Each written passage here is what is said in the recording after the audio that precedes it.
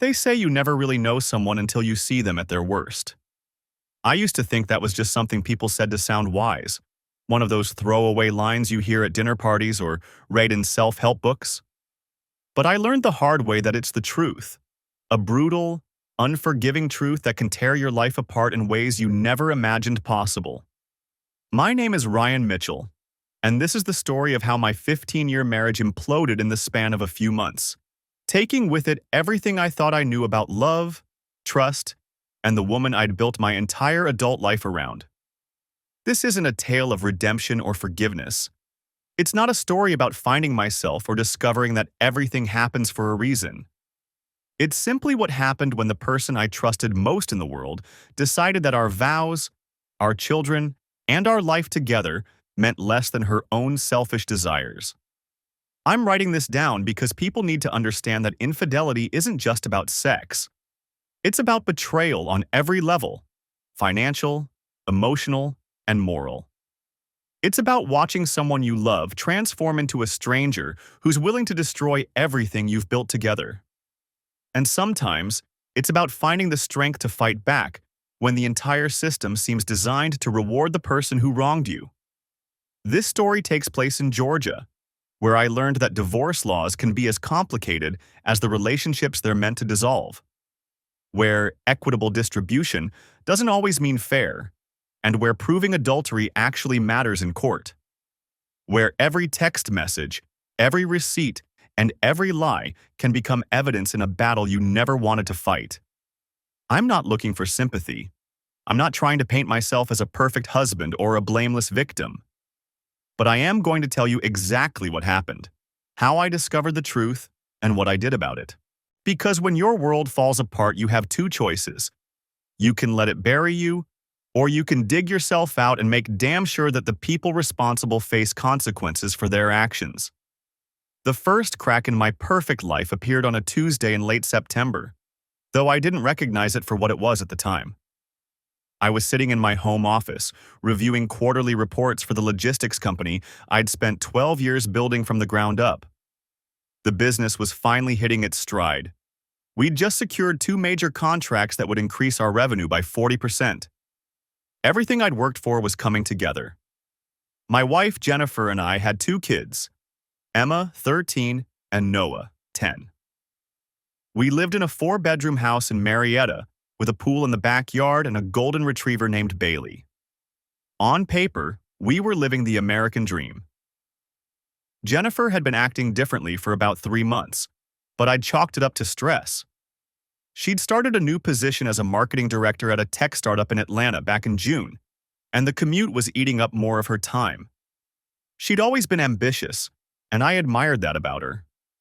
We'd met in college, both of us driven and hungry to make something of ourselves. I thought we were partners in every sense of the word. That Tuesday, she texted me around 2 in the afternoon. "Working late again tonight. Don't wait up." It was the 4th time that week, and it was only Tuesday. I stared at the message for a moment, feeling something twist in my gut. A small voice in the back of my mind whispered that something was off, but I silenced it. Jennifer had never given me a reason not to trust her. We'd been together since we were 22 years old. We'd built this life together, brick by brick. I picked up Emma from soccer practice that evening and grabbed Noah from his friend's house. We ordered pizza and watched a movie together, though I kept glancing at my phone, waiting for an update from Jennifer. She finally walked through the door at 11:30, looking exhausted but somehow energized at the same time. Her hair was slightly mussed, and she was wearing a dress I didn't recognize. "New dress?" I asked, as she dropped her purse on the kitchen counter. She glanced down as if she'd forgotten what she was wearing. "Oh, this? I've had it for months. You just haven't noticed." The comment stung more than it should have. Maybe I hadn't been paying enough attention. Running a business meant long hours and constant stress. Had I been neglecting her? The thought gnawed at me as I climbed into bed that night, listening to her shower running longer than usual. Over the next 2 weeks, the late nights became more frequent. Jennifer started going to networking events and client dinners, that seemed to multiply exponentially. She was glued to her phone, typing away with a small smile that never quite reached her eyes when she looked at me. She started working out more, buying new clothes, and wearing perfume I'd never smelled before. I wanted to ask her directly what was going on, but every time I tried, she had a perfectly reasonable explanation. The startup was in a crucial growth phase. Her boss was demanding. The industry was competitive. She was tired. I was being paranoid. But paranoia has a way of sharpening your senses. I started noticing the little things. How she angled her phone away from me when she texted. How she'd started password protecting her laptop when she'd never bothered before. How she'd shower immediately after coming home from work instead of collapsing on the couch like she used to. The breaking point came on a Friday in early October. I sat in my home office that Friday evening, the leather chair creaking beneath me as I leaned back from my desk. The house was quiet. Too quiet. Jennifer had texted an hour ago saying she'd be late again, something about a dinner meeting with potential clients. Emma was at a sleepover. Noah at his friend Tyler's house for a birthday party I'd have to pick him up from at 9. I should have been reviewing the quarterly reports spread across my desk. Instead, I found myself staring at my phone, at that innocuous text message that had arrived at 6:47 p.m. Don't wait up. Dinner running long. Love you. Love you. 2 words that once meant everything, now feeling like punctuation marks. Automatic, thoughtless, required. My finger hovered over her contact name. We shared a phone plan, had for years.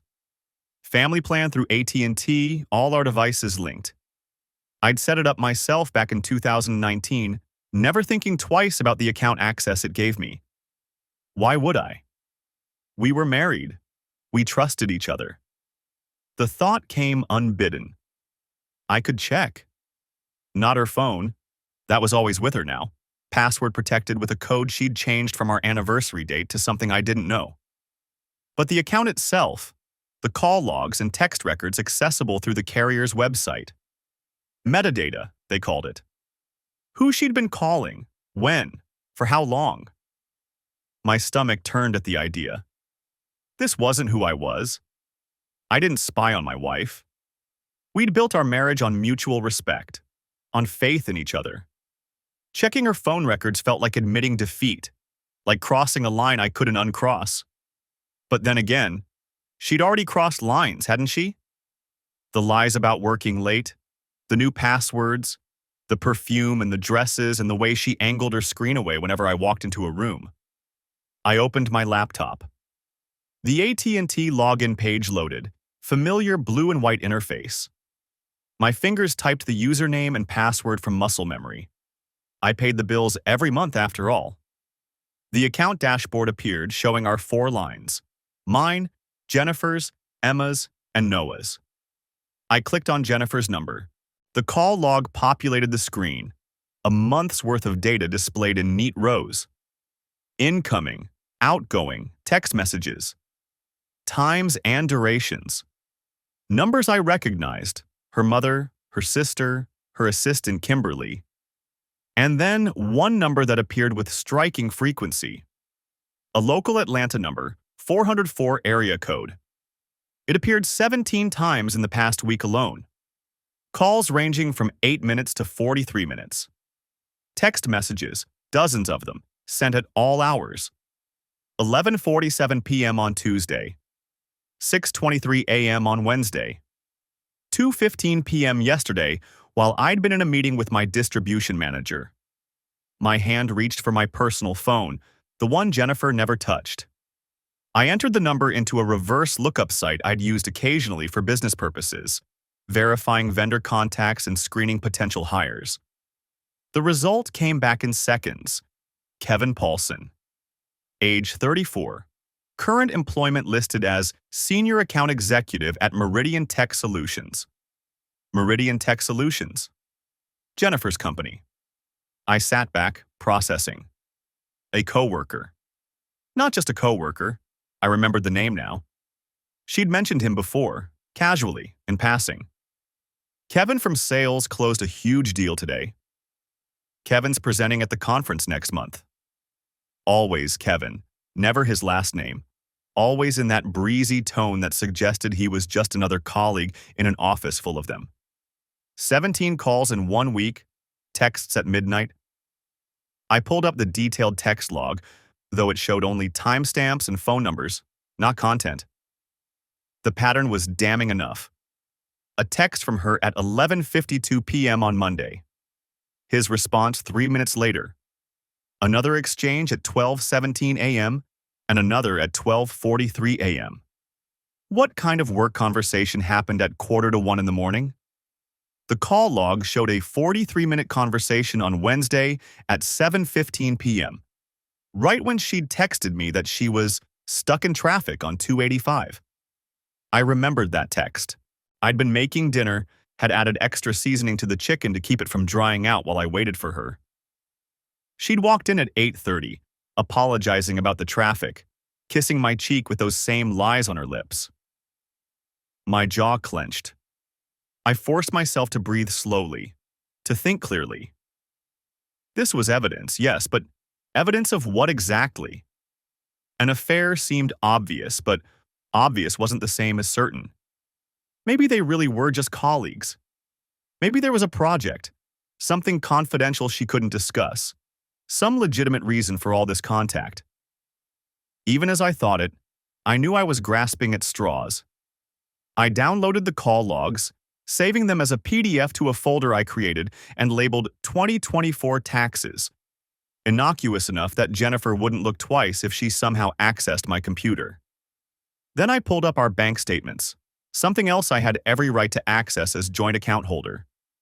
Our checking account showed the usual transactions: mortgage payment, utilities, groceries, Emma's soccer fees, Noah's art class. But the credit card statement, her card, the one she used for business expenses and personal purchases, that told a different story. Charges at restaurants I'd never heard of, always for two people based on the amounts. $127 at a steakhouse in Buckhead on a Tuesday night when she'd said she was working late at the office. $89 at an Italian place in Midtown on Thursday, yesterday, when she'd texted about reviewing campaign materials with her team. A charge for $340 at a boutique hotel in downtown Atlanta, dated 2 weeks ago. The Ashford House, known for its discretion and its expensive rooms. The charge was on a Wednesday afternoon. I checked my calendar for that day. I'd been in Columbus, Georgia, meeting with a potential client, hadn't returned until Thursday evening. The room charge included the word incidentals in the description. My hands were shaking now. I gripped the edge of the desk, forcing myself to stay calm, to keep thinking. Emotions wouldn't help me. I needed facts, documentation, irrefutable proof. Because if I was going to confront her, and I was, there was no question about that anymore. I needed to be absolutely certain. I needed evidence she couldn't explain away, couldn't gaslight me into doubting what I knew to be true. I pulled up our insurance records next, something nagging at the back of my mind. We had life insurance through my company's benefits package, basic coverage that would pay out enough to cover the mortgage and keep the family afloat. Jennifer had her own policy through her employer, something similar. But when I opened the documents folder where we kept all our important files, scanned copies of everything from birth certificates to car titles, I found something that made my blood run cold. A new life insurance policy, dated 6 weeks ago. Not through her employer. A private policy from Nationwide, with me listed as the insured and Jennifer as the sole beneficiary. $2 million. I stared at the screen, reading the policy details 3 times to make sure I understood correctly. $2 million in coverage on my life, with Jennifer receiving the full amount in the event of my death. The monthly premiums were being automatically deducted from our joint checking account, $340 a month, an amount small enough that I hadn't noticed it among all our other automatic payments. The application showed my forged signature, a decent copy, but not quite right. The M in Mitchell was slightly off from how I actually signed it. The medical information was accurate enough, pulled from records she'd have access to as my wife. The policy had been approved without a medical exam because the coverage amount fell just under the threshold that would have required one. She'd insured my life for $2 million without telling me. My phone buzzed. A text from Jennifer. Heading home now.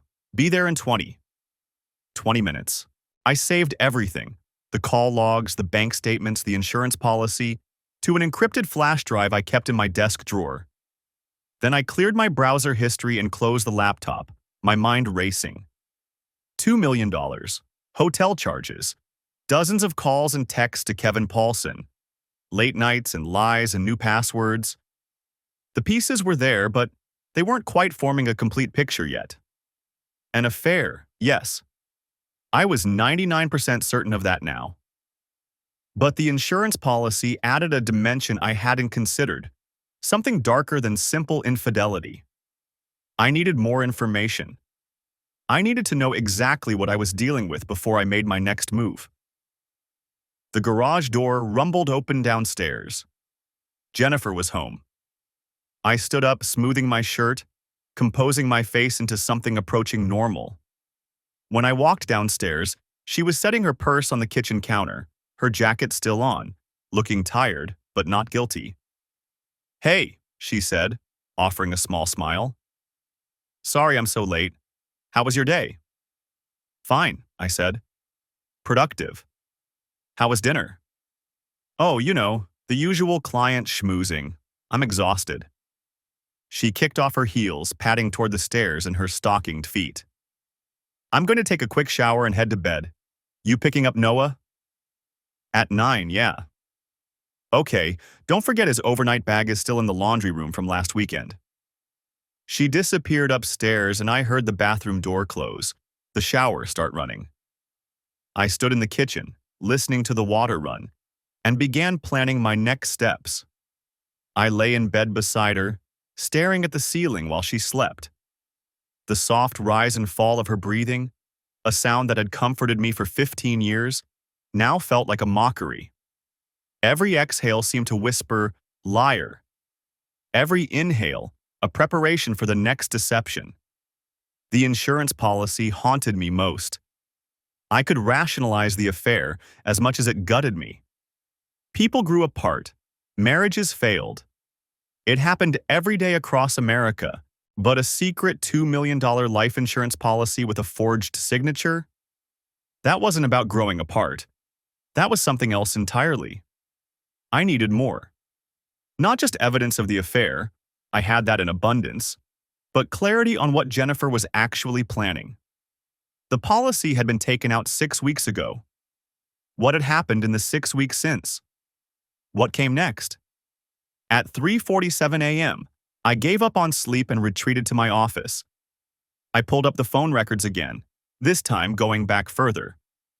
3 months of data. I started building a spreadsheet, logging every call and text between Jennifer and Kevin by date and time. Patterns emerged like constellations in a dark sky. The first contact, June 18th. A Tuesday. Jennifer's second week at the company. One text exchange, midday. Probably work-related. The escalation was gradual. By early July, they were texting daily. Still mostly during business hours, but the frequency increased. 10 exchanges a day became 20. Then calls started appearing. Short ones at first, 5 or 6 minutes. By August, the calls stretched to 30, 40 minutes. Always when I was supposedly at work or traveling. The hotel charge. September 22nd, a Thursday. I'd been in Jacksonville that week, meeting with a potential client about expanding our distribution network. I'd called Jennifer that night around 9. She'd answered on the third ring, told me she was exhausted from a product launch event, that she was already in her pajamas watching Netflix. I'd believed her completely.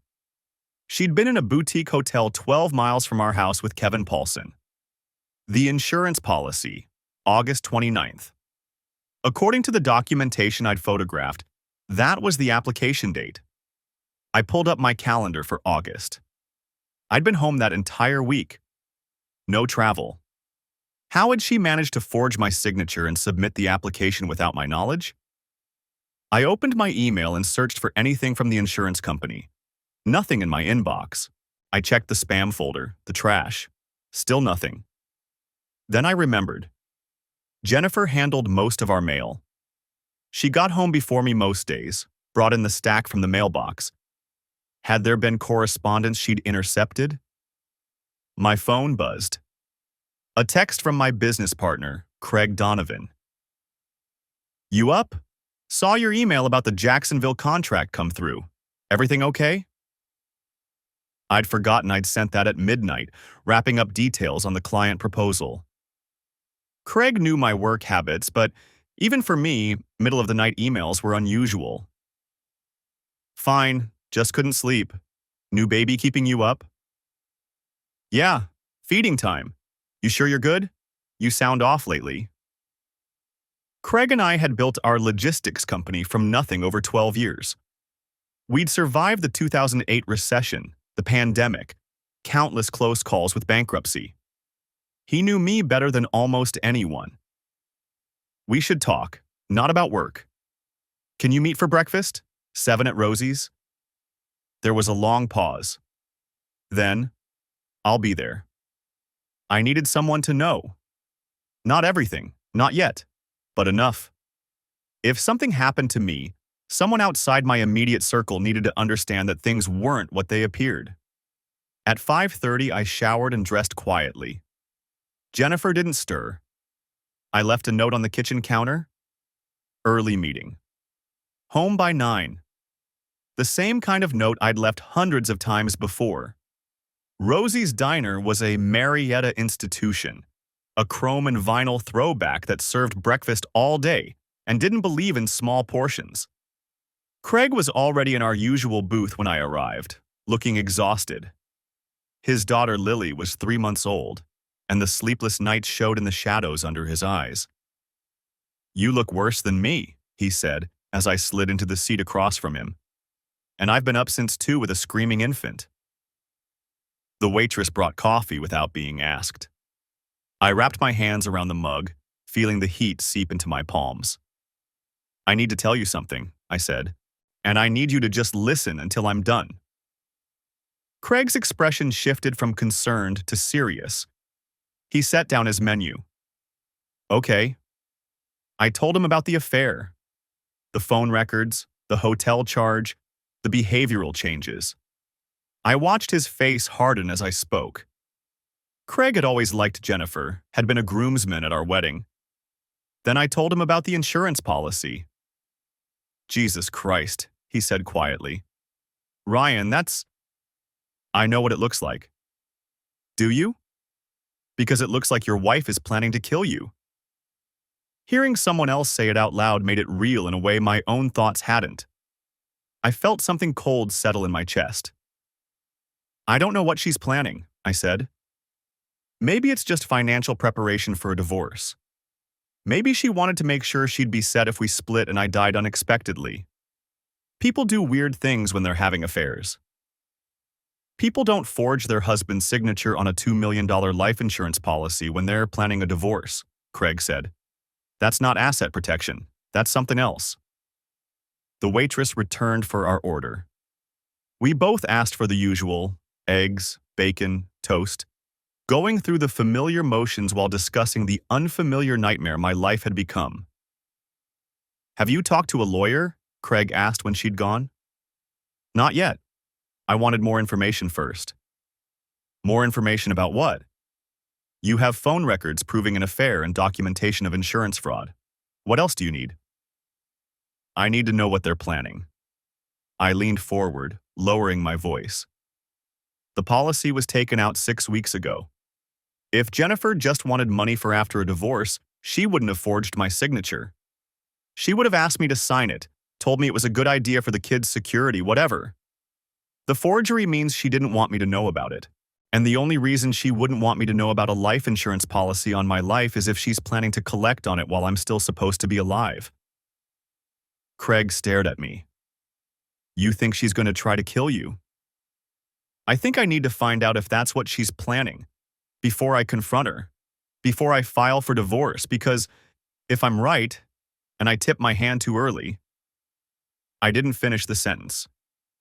If you're right, you need to go to the police right now. And tell them what? My wife is having an affair and took out a life insurance policy? That's not a crime. The forged signature is fraud, but it's a civil matter unless I can prove intent. And proving intent means proving she's planning to act on it. So what are you going to do? I'd been asking myself the same question all night. The answer had crystallized somewhere around dawn, though I didn't like it. I'm going to find out what she's planning, I said. I'm going to document everything. And if she is planning what I think she's planning, I'm going to make sure she doesn't get away with it. Craig was quiet for a long moment. You need help?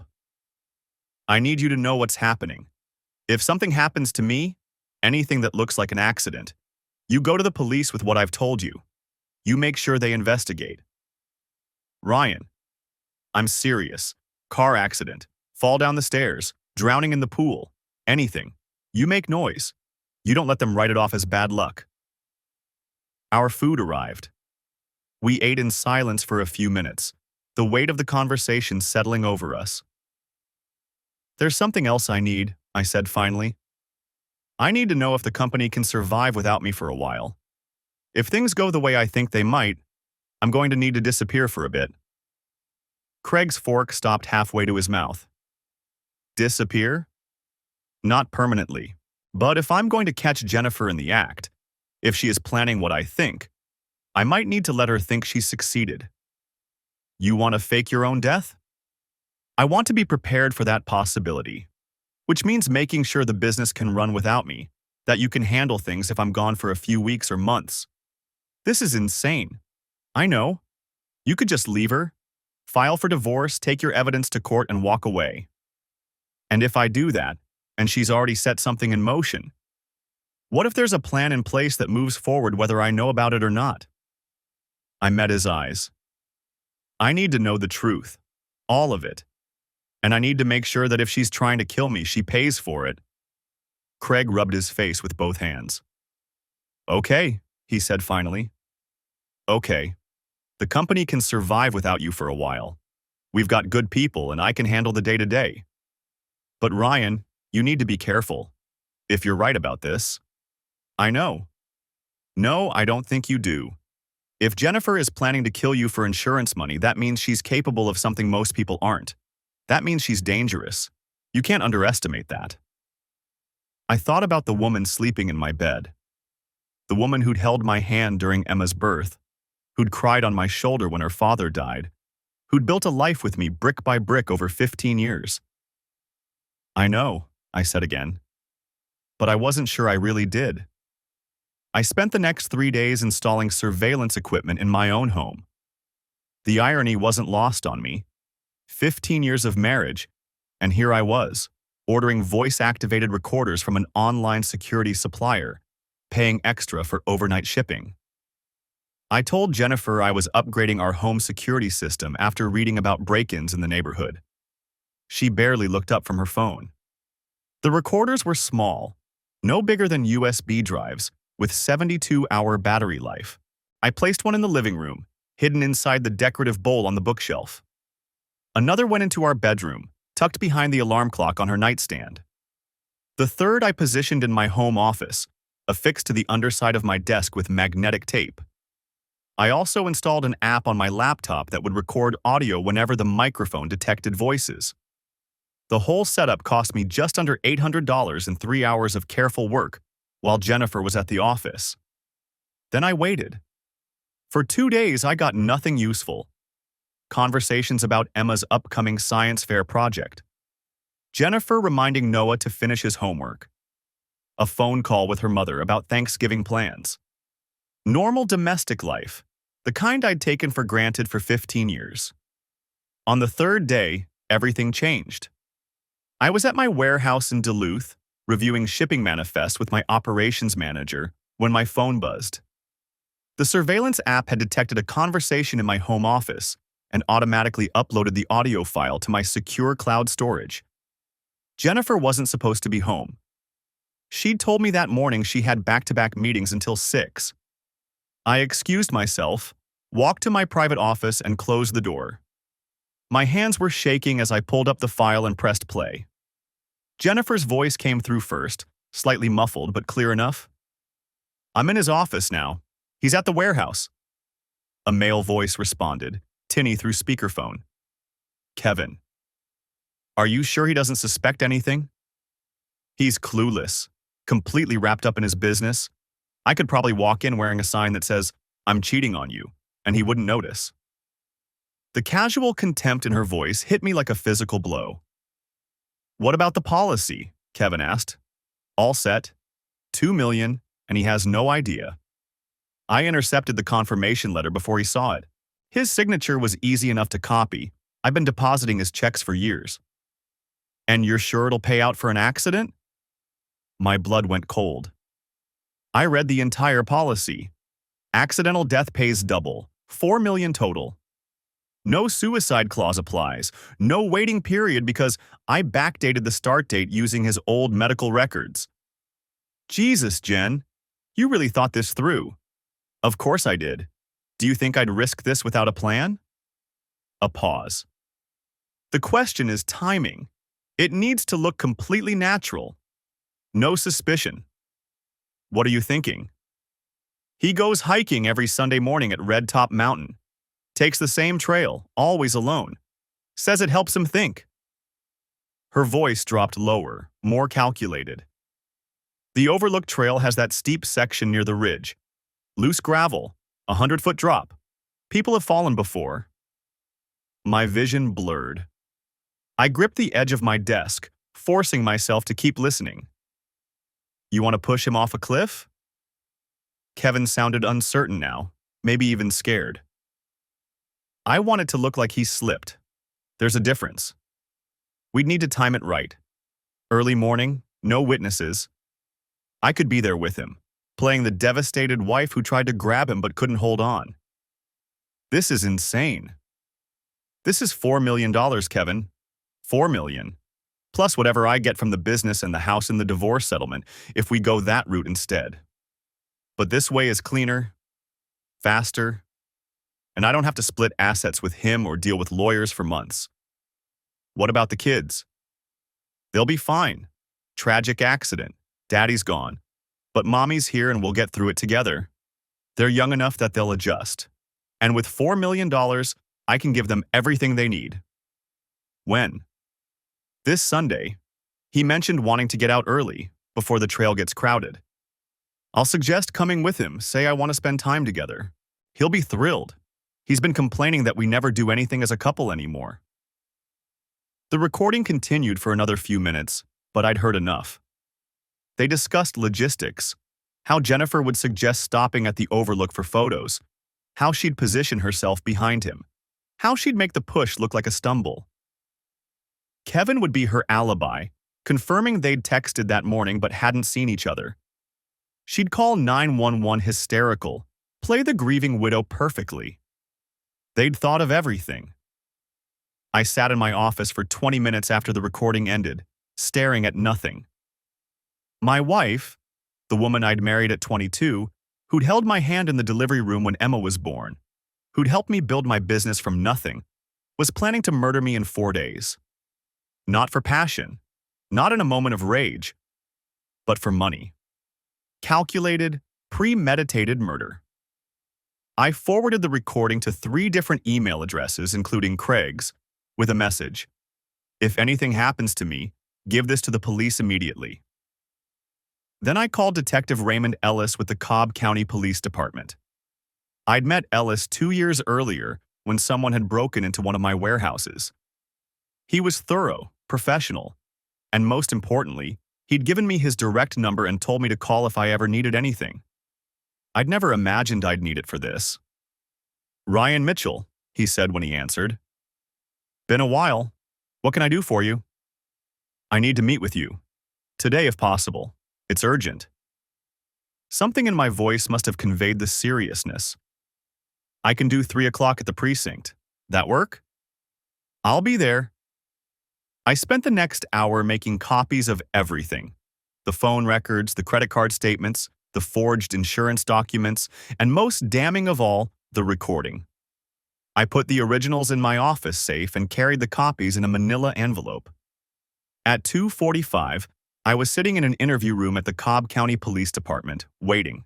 The walls were beige, the table scarred from years of use. A camera blinked red in the corner.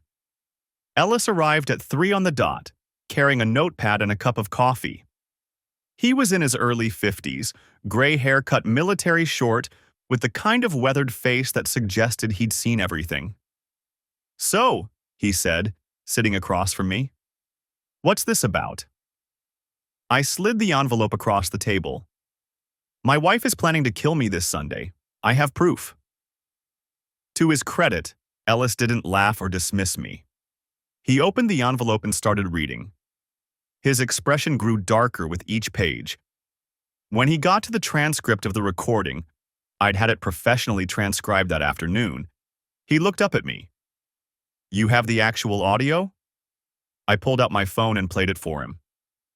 Ellis listened to the entire thing without interrupting. When it finished, he sat back in his chair and exhaled slowly.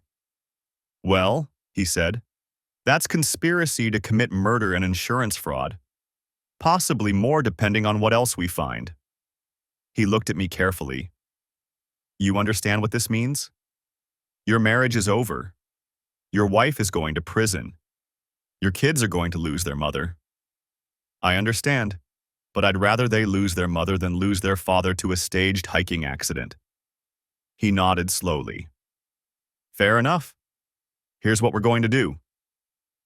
I sat across from Detective Ellis in the small interview room at the Cobb County Police Department, my hands wrapped around a styrofoam cup of coffee that had gone cold an hour ago. The fluorescent lights hummed overhead, casting everything in a pale, clinical glow that made the whole situation feel even more surreal. "The problem we're facing," Ellis said, leaning back in his chair, "is timing. We have strong evidence of conspiracy to commit murder, but in Georgia, conspiracy alone can be difficult to prosecute if we can't prove substantial steps toward the actual crime. Right now, we have conversations. What we need is action." "They're planning to kill me on Sunday," I said, hearing the absurdity of those words even as I spoke them. "That seems pretty substantial." "It is. But defense attorneys are good at creating reasonable doubt. They'll argue it was fantasy, venting, dark humor between lovers, anything but an actual plan." He pulled out a legal pad covered in notes. "What we need is to catch them in the act of attempting the murder. That, combined with the forged insurance policy and the recorded conversations, becomes an airtight case." My stomach twisted. "You want me to actually go on that hike?" "I want you to appear to go on that hike," Ellis corrected. "We'll have officers positioned throughout the trail, particularly at the overlook they mentioned. You'll be wearing a wire, and we'll have visual surveillance. The moment either of them makes a move toward you, we intervene." I set down the coffee cup before my shaking hands could spill it. "And if something goes wrong? If they move faster than your officers can react?" "That's why we're going to stack the deck completely in our favor." Ellis flipped to a new page on his pad. "First, you're going to wear a tactical vest under your hiking clothes. It won't stop you from going over the edge, but it'll give us extra seconds if things go sideways. Second, we'll have 4 officers on the trail in civilian clothes, hikers, bird watchers, whatever fits. 2 will be within 50 feet of you at all times. Third, we're going to alter the plan slightly." "How?" "You're going to send Jennifer a text Saturday night saying you're starting your hike earlier than usual. Say 6:30 instead of 7:30. That gives us an extra hour of morning light and forces them to move up their timeline, which increases the chance they'll make mistakes." I nodded slowly, trying to process the logistics while my brain kept circling back to the fundamental insanity of the situation. My wife was going to try to kill me. The woman I'd shared a bed with for 15 years, who'd held my hand in the delivery room twice, who knew I liked my coffee with 2 sugars and that I couldn't sleep without a fan running. That woman wanted me dead. "What about Kevin?" I asked. "Will he be there?" "Based on your recordings, it sounds like Jennifer is planning to do this herself while Kevin establishes an alibi. But we'll have surveillance on him too. If he shows up at the trail, we'll know. And the insurance policy? The forgery? We've already contacted the insurance company and the notary whose seal was used on the documents. She confirmed she never witnessed your signature. That's identity theft and fraud on top of everything else. Ellis tapped his pen against the pad. Your wife has been busy. The detail about the notary hit me harder than I expected. It meant Jennifer had planned this carefully, methodically. This wasn't a crime of passion or a spur-of-the-moment decision. She'd researched, forged documents, found a complicit lover, and plotted my death with the same attention to detail she brought to her marketing campaigns. What happens after? I asked. After Sunday, assuming everything goes according to plan, we arrest them both. Jennifer will be charged with conspiracy to commit murder, attempted murder, insurance fraud, and identity theft. Kevin gets conspiracy charges at minimum, possibly more depending on his level of involvement. Given the premeditation and the financial motive, the DA will push for the maximum sentences. How long? In Georgia, conspiracy to commit murder carries 5 to 10 years. Attempted murder is 10 to 20. Insurance fraud of this magnitude is another 5 to 10. Stack them consecutively instead of concurrently, and your wife is looking at spending the rest of her productive life in prison. He paused. And that's if the DA doesn't decide to charge it as attempted capital murder, which they might given the premeditation and financial motive. I should have felt satisfaction at that. Instead, I just felt hollow. What about Emma and Noah? Ellis's expression softened slightly, the first crack in his professional demeanor. That's the hard part. Child services will be involved. Do you have family who can help? My parents are in Florida. Jennifer's mother is in Tennessee, but she's got early-stage dementia. I rubbed my eyes, exhaustion crashing over me. Jesus, how do I explain this to them? Kids, your mother tried to murder me for insurance money, but don't worry, she'll write from prison? You don't have to figure that out tonight, Ellis said. Right now, we focus on Sunday. Everything else comes after. We spent the next 2 hours going over the operational details. Ellis showed me photos of the 4 officers who'd be on the trail. 2 men, 2 women, all in their 30s and 40s, all looking convincingly like weekend hikers. We discussed communication protocols, emergency signals, and what I should do if Jennifer deviated from the plan they discussed in the recording. One more thing, Ellis said as we were wrapping up. You need to act completely normal between now and Sunday. No changes in behavior, no hints that you know anything. Can you do that? I thought about going home to the house in Marietta, climbing into bed next to a woman who was planning my murder, making small talk over breakfast while mentally counting down the hours until she tried to kill me. I don't have a choice, I said. No, Ellis agreed. You don't. The house was dark when I got home around midnight. I'd texted Jennifer earlier saying I was having drinks with Craig to discuss a potential contract. Not entirely a lie, since Craig knew everything and had offered to provide an alibi for my meeting with the police. I found Jennifer asleep in our bed, her face peaceful in the dim light from the hallway. She looked like the woman I'd married, the one who'd laughed at my terrible jokes and cried during sappy movies. How had that woman become this stranger who could discuss my death with such casual calculation? I changed clothes in the bathroom, avoiding my reflection in the mirror. When I finally slid into bed, Jennifer stirred. You're late, she murmured, not quite awake. Contract negotiations ran long, I said, the lie coming easier than it should have. Go back to sleep. She made a soft noise of acknowledgement and rolled toward me, draping an arm across my chest in a gesture that had once meant comfort and intimacy. Now it felt like a threat, like I could feel the future violence in her touch. I lay awake for hours, staring at the ceiling, listening to her breathe. Somewhere in the house, the hidden cameras were recording, adding to the mountain of evidence that would bury her. In 3 days, this would all be over. In 3 days, I'd either be safe or dead, and Jennifer would either be in custody or a murderer. The irony wasn't lost on me. I'd spent 15 years building a life with this woman, creating a family, establishing trust and partnership. And now I was spending my nights gathering evidence to destroy her, planning an elaborate sting operation, preparing to watch her get arrested while our children's world imploded. They say marriage is about partnership, about facing life's challenges together. Nobody mentions what happens when your partner becomes the challenge, when the person who's supposed to have your back is the one holding the knife. Saturday morning arrived with cruel normalcy. Sunshine streaming through the windows, Bailey barking to be let out, the smell of coffee brewing on the automatic timer. Jennifer came downstairs in her weekend clothes, hair pulled back in a ponytail, looking every bit the suburban mom planning a normal Saturday.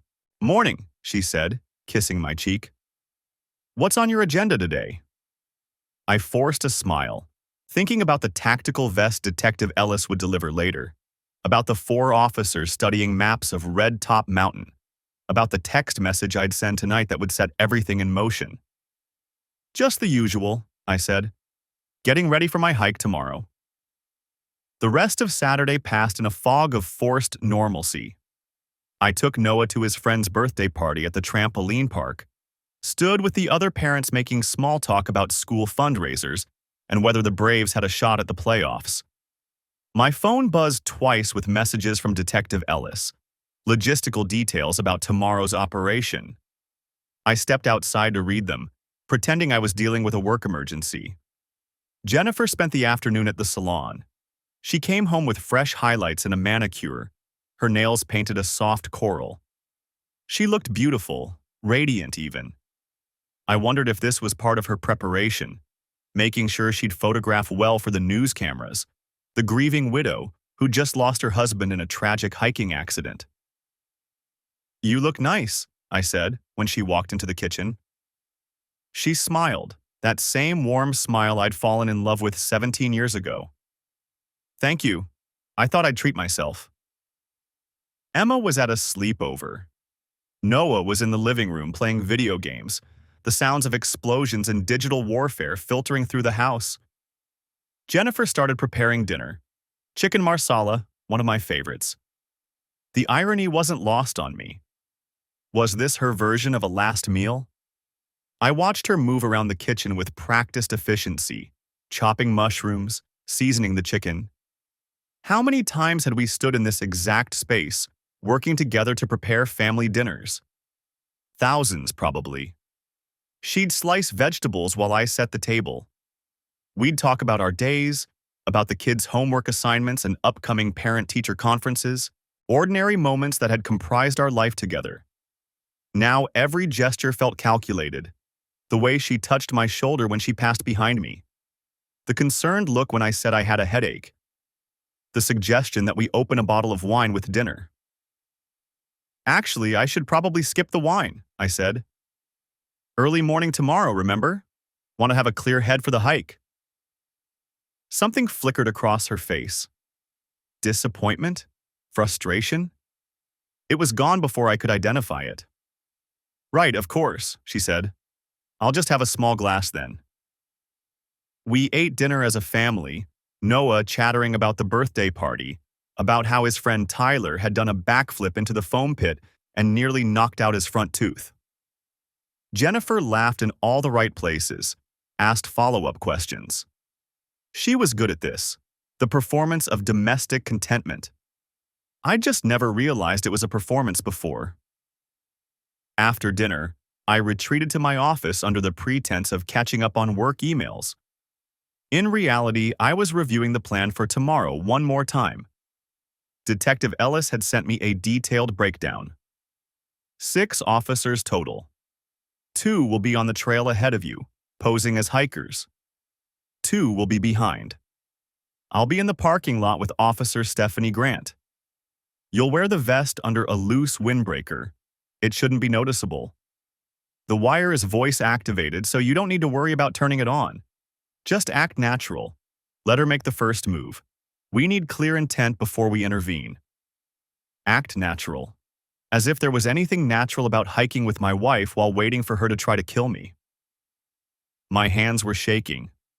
I pressed them flat against the desk, willing them to steady. I'd been holding it together through sheer force of will, but the cracks were starting to show. Tomorrow was real. Tomorrow, Jennifer was going to attempt to murder me. The woman sleeping in my bed, the mother of my children, was going to try to push me off a cliff. I pulled up the audio file from the surveillance equipment, the one where she and Kevin discussed the plan in detail. I'd listened to it a dozen times, but I needed to hear it again. Needed the anger to override the fear. Jennifer's voice, clear and steady. The overlook is perfect. There's that section where the railing is broken. We hiked it last spring, remember? If he fell there, it's at least a 100-foot drop. Kevin's response. What if someone sees? We go early. 7 a.m. on a Sunday, the trail won't be crowded. And I'll make sure we're alone at that spot. I'll suggest we stop for photos or something. Then I need him close to the edge. Maybe ask him to get a better angle for a picture. And you're sure you can do it? Actually push him? A pause. Then, I've thought about it every day for the past month. Yes, I can do it. I closed the laptop. My stomach was churning, bile rising in my throat. I made it to the bathroom just in time, emptying my dinner into the toilet. When I was finished, I sat on the cool tile floor, my back against the wall, trying to breathe. A knock on the door. Ryan, you okay? Jennifer's voice laced with concern. I wondered if any of it was real. If any part of the woman I'd married still existed beneath the calculating stranger who'd taken her place. Fine, I called back. Something I ate, I think. I'll be out in a minute. Do you want me to get you some Pepto or ginger ale? No, I'm good. Just need a minute. I heard her footsteps retreat down the hallway.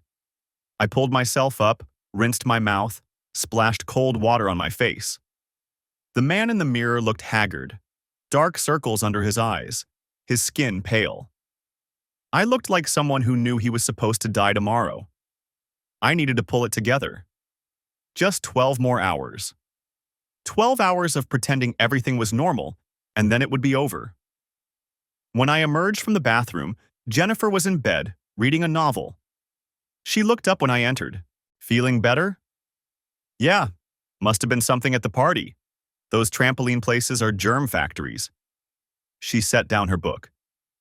We can skip the hike tomorrow if you're not feeling well. There's no rush. My blood ran cold. Was she backing out? Had she sensed something was wrong? No, I'm fine, I said, keeping my voice casual. Really, I've been looking forward to it. We haven't done a hike together in months. She studied me for a moment, and I forced myself to meet her eyes. Finally, she nodded. Okay, but if you're still feeling sick in the morning, we'll reschedule. Deal. I climbed into bed beside her, maintaining the careful distance that had become our norm over the past weeks. She turned off the lamp, plunging the room into darkness. Ryan? Yeah? I love you. 3 words. 3 simple words that had once meant everything. Now they felt like a weapon, sharp and designed to wound. I love you too, I said, because that's what she expected to hear. I lay there in the darkness, listening to her breathing gradually slow and deepen as she fell asleep. How could she sleep? How could she lie there peacefully, knowing what she planned to do in the morning? My phone was on the nightstand, face down. It buzzed once. A final message from Detective Ellis. Everything's set. See you at 6:45 a.m. You've got this. I didn't feel like I had anything. I felt like I was drowning, like the walls were closing in. But I'd come too far to back out now. Tomorrow would bring answers. Tomorrow would bring justice. Tomorrow, one way or another, this nightmare would end. I must have dozed eventually because I woke to pale morning light filtering through the curtains. My alarm hadn't gone off yet. It was only 5:47 a.m. Jennifer was still asleep beside me, her face peaceful in the early dawn. I slipped out of bed quietly, grabbed my clothes, and headed to the bathroom to change. My hands were steadier this morning, my mind clearer. The fear from last night had crystallized into something harder, more focused. I was ready. I barely slept Saturday night. Every time I closed my eyes, I saw that cliff edge, felt the phantom sensation of falling. Jennifer lay beside me, her breathing deep and even, and I wondered how she could sleep so peacefully knowing what she planned to do in less than 12 hours. Around 3 in the morning, I gave up and moved to the living room, sitting in the dark with my phone. Detective Ellis had texted at midnight. "Everything's in place. Officers will be positioned by 6 a.m. You're doing the right thing."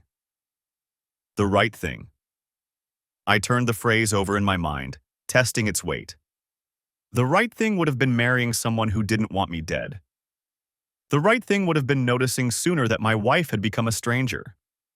But here I was, preparing to wear a wire while my wife of 15 years tried to murder me for insurance money. I must have dozed off on the couch because I woke to Jennifer shaking my shoulder.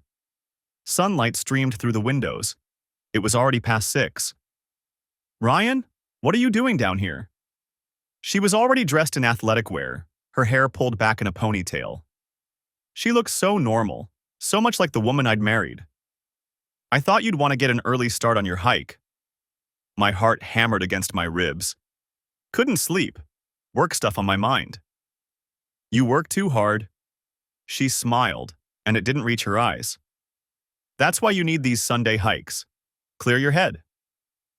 The casual manipulation of it, encouraging the very routine she planned to exploit, made my stomach turn. I stood, stretching to buy time.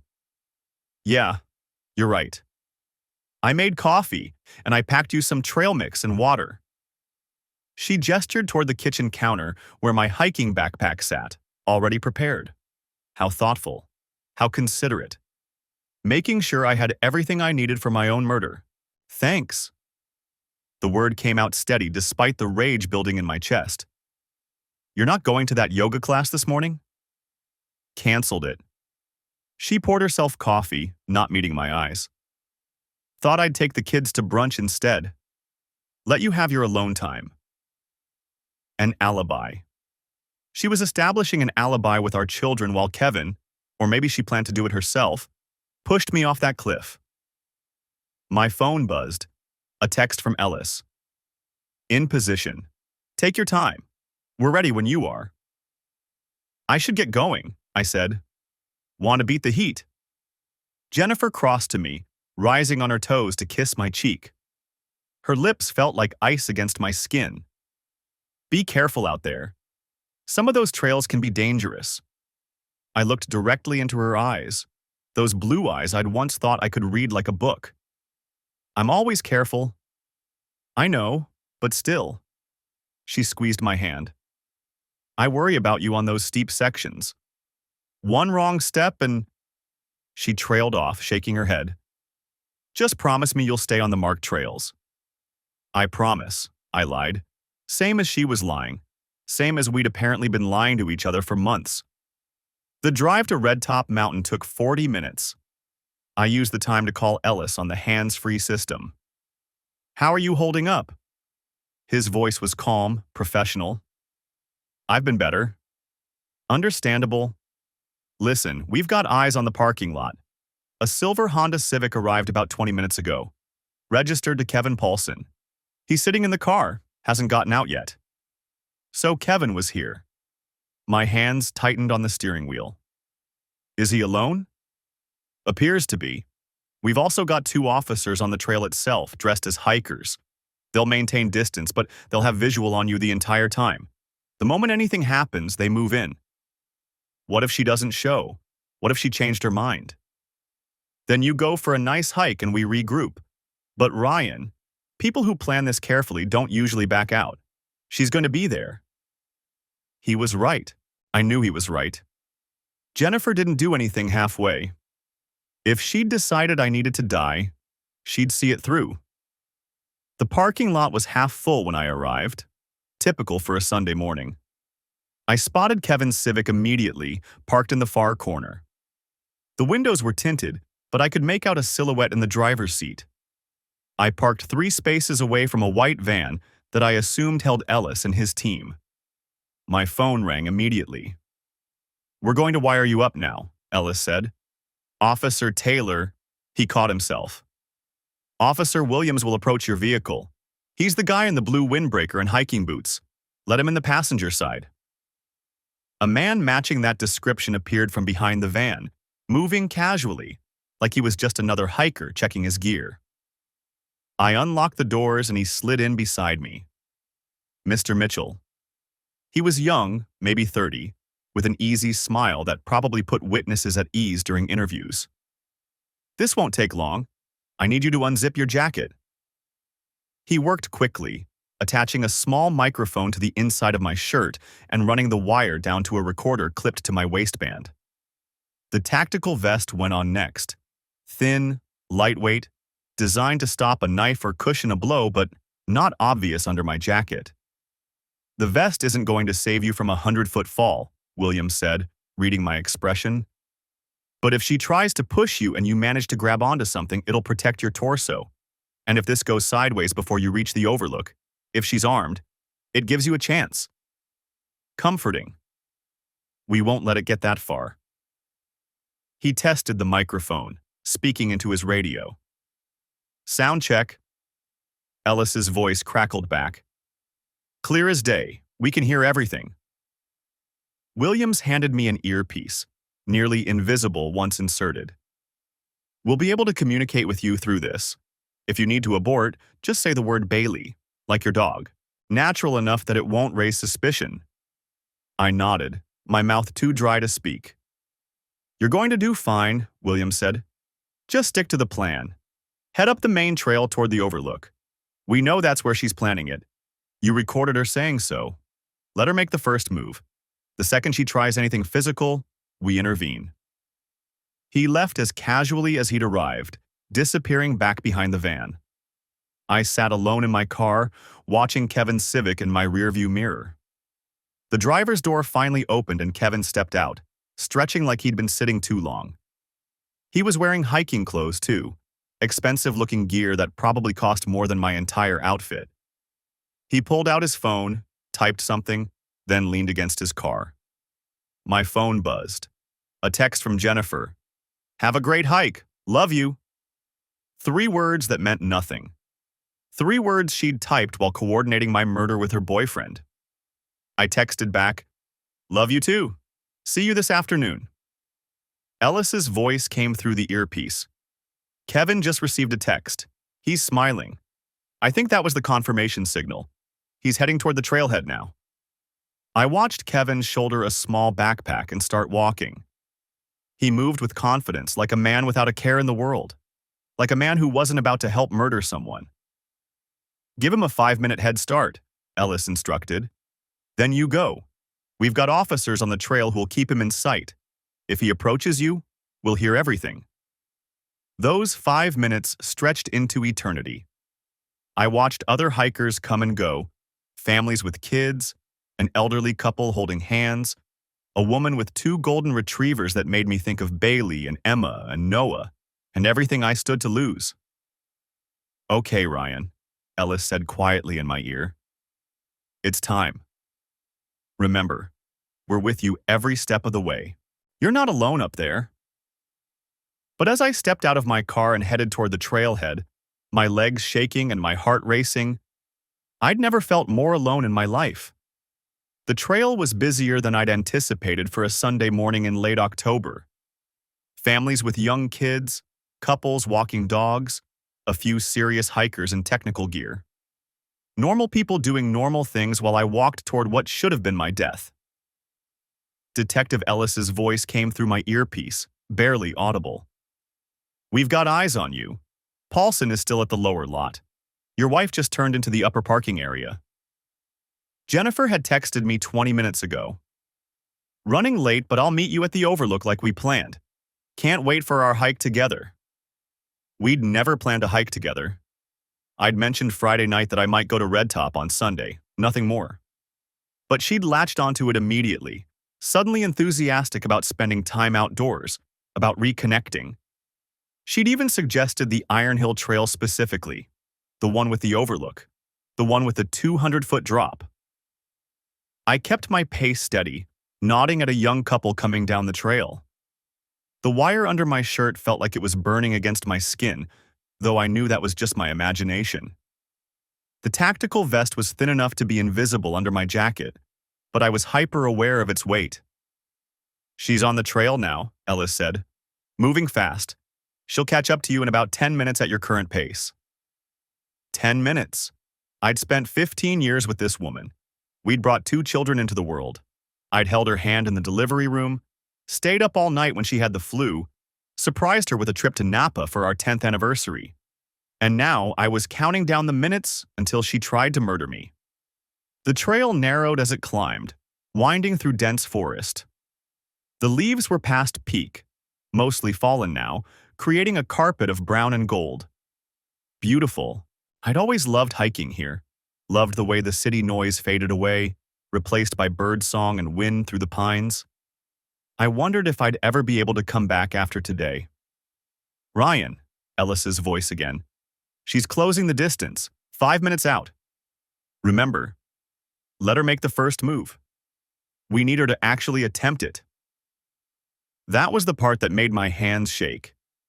They needed evidence of an actual murder attempt, not just conspiracy. Which meant I had to let Jennifer get close enough to push me.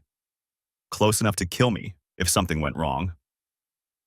"Officers are in position at the overlook," Ellis continued. 2 in the tree line, 1 on the upper trail. You're covered."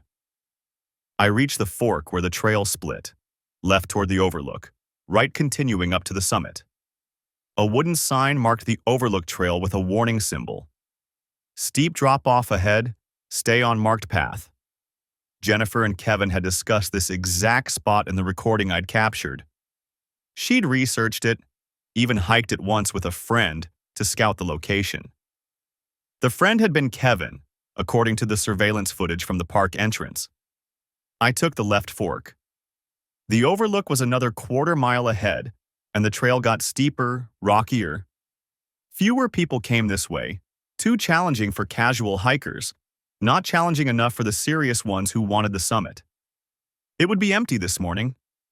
Jennifer had counted on that. I heard footsteps behind me, quick and light. My heart hammered against the tactical vest. "Ryan!" Jennifer's voice, slightly breathless. "Wait up!" I turned. She was 20 feet back, wearing new hiking boots that probably cost $300, her blonde hair pulled back in a ponytail. She looked beautiful. She looked like my wife. She looked like someone planning to kill me. "Hey," I said, and I was proud that my voice stayed steady. "Didn't expect you to actually make it." She smiled as she closed the distance between us. "I said I would.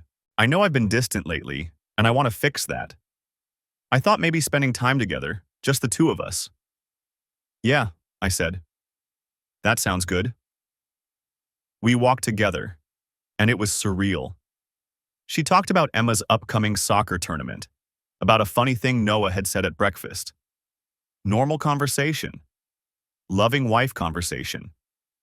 All while she was calculating angles and timing, waiting for the right moment. The overlook came into view, a rocky outcropping that jutted out from the hillside, offering a panoramic view of the valley below. A metal railing had been installed years ago, but it only covered about half the area. The rest was open, just rock and air and a 200-foot drop to the boulder field below. "Wow," Jennifer said. "I forgot how beautiful this is." I stepped closer to the edge, staying well back from the drop-off. The officers were somewhere in the trees behind us. Ellis was listening. Everything was being recorded. Jennifer moved beside me, looking out at the view. "Remember when we used to do stuff like this all the time? Before the kids? Before the business got so demanding?" "I remember," I said. She was quiet for a moment, then turned to face me. "Ryan, I need to tell you something." This was it. I could feel it in the way she positioned herself, in the slight shift of her weight. She was between me and the trail now, angling me toward the unprotected edge. "What is it?" I asked. "I've been thinking about our future," she said, "about what we want, where we're going." She took a step closer, and I realized something important. Another step. I was only a few feet from the drop-off now. I could hear the wind whistling up from the valley below. "What did you realize?"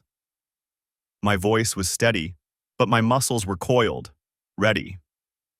Jennifer's expression changed. The warmth drained out of her eyes, replaced by something cold and calculating. "That I'd be better off without you." She lunged forward, hands outstretched toward my chest. I'd known it was coming, had prepared for this exact moment, but the reality of my wife actually trying to kill me still sent a shock through my system. I twisted sideways, catching her wrists, using her own momentum to spin her away from the edge. "Police! Don't move!" Officers erupted from the tree line, weapons drawn. Jennifer stumbled, her face going white as she saw them. She looked at me, then down at my jacket where the wire was hidden, and understanding flooded her features. "You," she started, but Detective Ellis was already reading her rights. "Jennifer Mitchell, you're under arrest for attempted murder." She didn't struggle as they cuffed her, but her eyes never left my face. "How long have you known?" "Long enough," I said. Ellis spoke into his radio. "Suspect in custody. Send the team to pick up Paulson at the lower lot." Jennifer's laugh was bitter. "Kevin? He didn't do anything. He's just—" "Your accomplice in conspiracy to commit murder and insurance fraud," Ellis finished. "We have recordings of your planning sessions. All of them." The color drained completely from her face. "That's not possible. We were careful. We only talked at his apartment and I checked for—" She stopped, realizing she was confessing. "For surveillance equipment?" I said. "You checked his apartment. You didn't check the one I installed in our home office, or the GPS tracker on your car, or the monitoring software on your phone that you thought was just a battery optimization app." She stared at me like she'd never seen me before. Maybe she hadn't. Maybe the Ryan she thought she knew would have been too trusting, too oblivious, too easy to kill. "The insurance policy was a nice touch," I continued. $4 million for accidental death. That's what made me start looking in the first place. You really should have forged my signature better." Two officers led her toward the trail. She twisted back to look at me one more time. "I loved you once," she said. "I know," I said. "That's what makes this so much worse." The trial took 8 months to reach its conclusion. Georgia's legal system moved slowly, deliberately, and I spent most of that time in a strange limbo. Not quite divorced, not quite married, living in a reality that felt suspended between my old life and whatever came next. Jennifer and Kevin both faced multiple charges: conspiracy to commit murder, attempted murder, insurance fraud, and identity theft. The evidence was overwhelming. The recordings alone would have been damning, but combined with the forged insurance documents, the financial records showing their affair, and the testimony of the officers who'd witnessed Jennifer's actual attempt to push me off that cliff, there was no defense attorney skilled enough to create reasonable doubt. Kevin took a plea deal first. 15 years for conspiracy to commit murder and insurance fraud, eligible for parole after 10. He testified against Jennifer, detailing how they'd planned everything, how she'd convinced him that I was abusive, that she had no choice, that the insurance money would let them start fresh somewhere else. The jury didn't buy it. Neither did I. Jennifer refused to take a deal. She maintained her innocence right up until the moment the surveillance footage played in court. Audio of her voice, clear as day, discussing exactly how she'd push me off the overlook. When the recording of her actual attempt played, when the jury heard her say, "I'd be better off without you," seconds before she lunged at me, I watched her shoulders slump in defeat. The jury deliberated for 3 hours. Guilty on all counts. The judge sentenced her to 30 years without possibility of parole for the first 20. She'd be 67 when she got out, if she got out. Emma would be 33. Noah would be 30. I didn't feel victorious when they led her away in handcuffs. I felt empty. The divorce was finalized 2 months after the sentencing. Georgia's adultery laws meant Jennifer forfeited any claim to alimony, and given her incarceration, I was awarded full custody of Emma and Noah. The house, the business, the assets we'd built together, all of it became mine by default. Not because I'd fought for it, but because the alternative was giving half of everything to a woman serving time for trying to murder me. Explaining it to the kids was the hardest thing I've ever done. Emma was 14 by then, old enough to understand what had happened, old enough to read the news articles and hear the whispers at school. She stopped talking for 2 weeks after the verdict. When she finally spoke to me again, all she said was, "Did Mom ever love us?" "Yes," I told her, because I believed it was true. "She loved you both very much. She made terrible choices. She became someone I didn't recognize." Noah took it differently. At 11, he couldn't fully grasp the enormity of what his mother had tried to do. He just knew she was gone, that she wouldn't be coming home. He asked if he could visit her in prison. I said yes, though Jennifer refused the visits for the first year. She didn't want her children to see her like that, she wrote in a letter that came through her attorney. Maybe that was the last shred of the woman I'd married, trying to protect them from one final hurt. Craig kept the business running while I fell apart for a few months.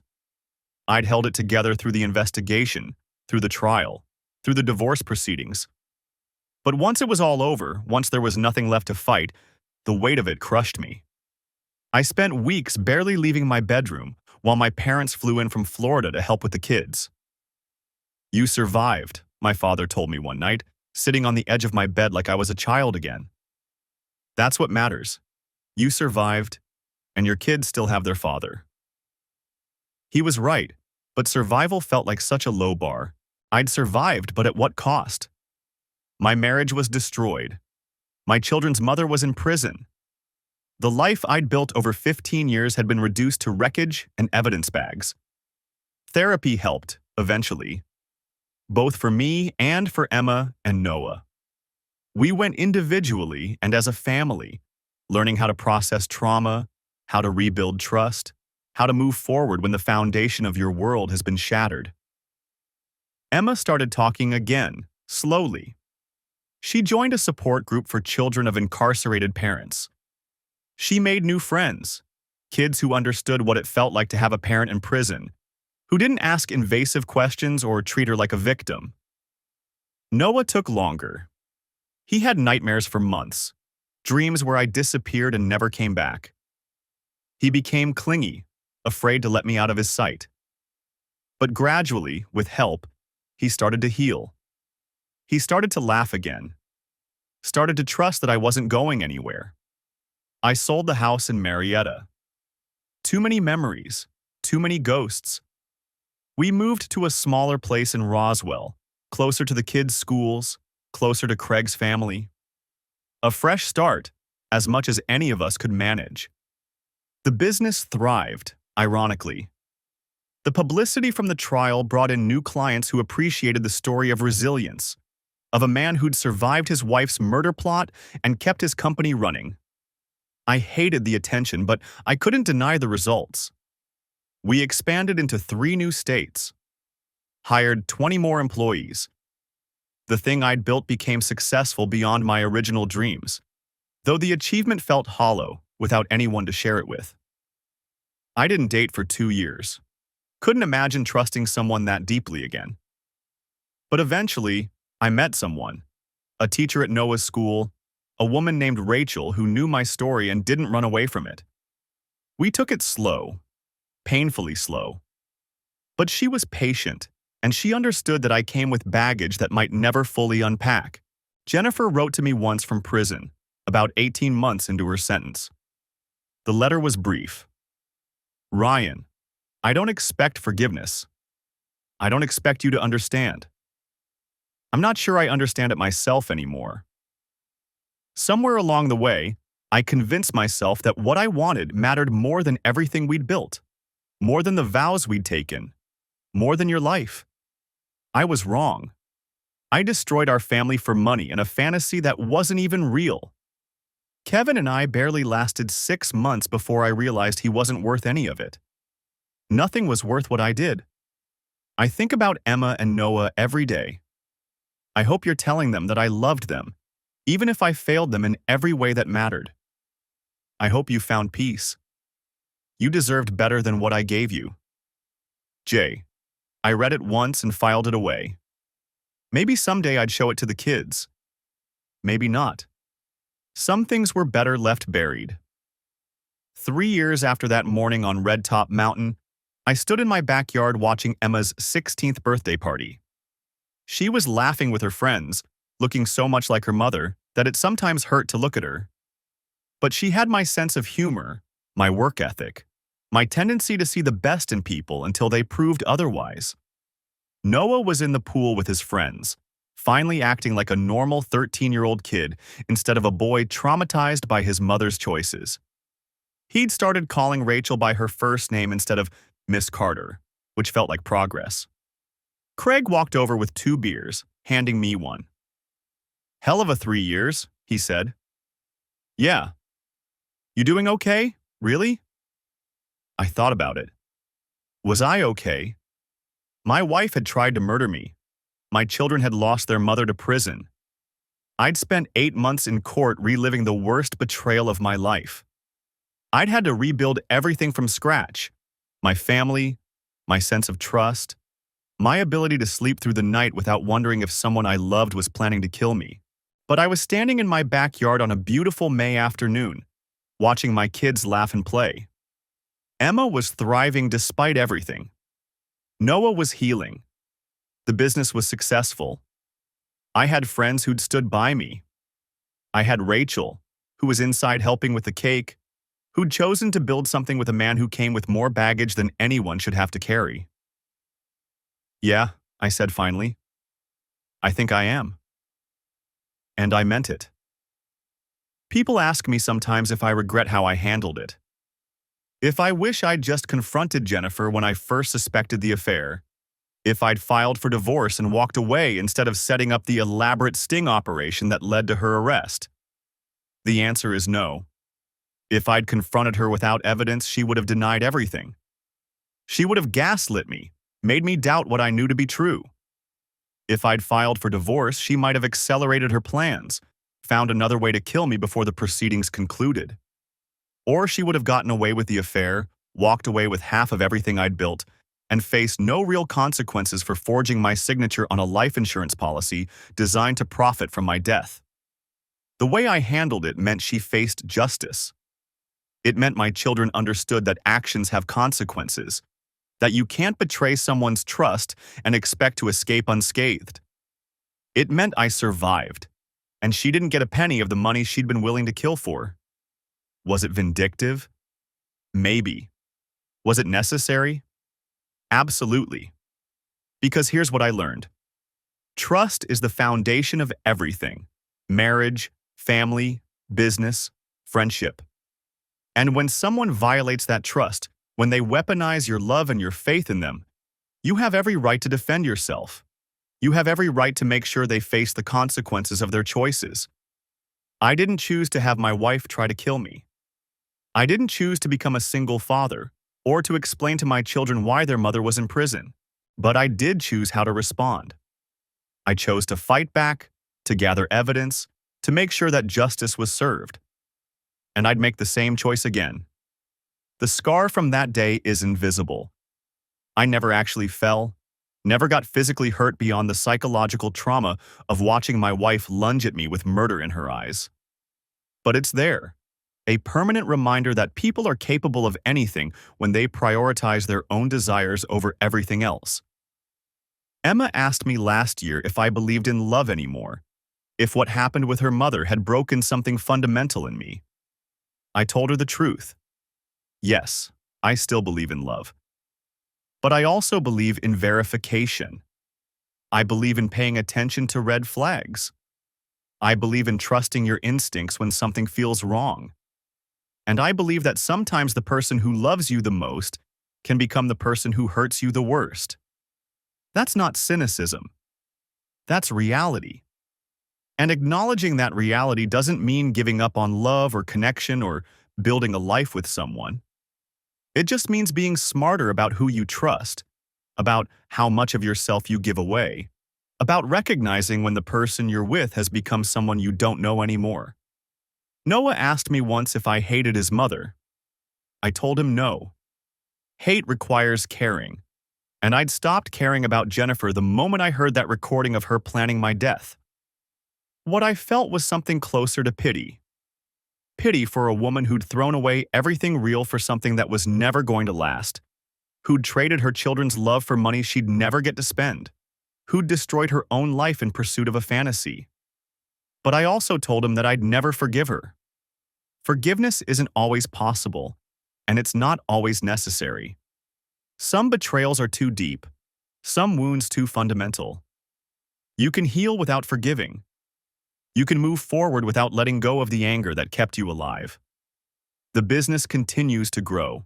Emma is talking about college now, looking at marketing programs with the same ambition her mother once had.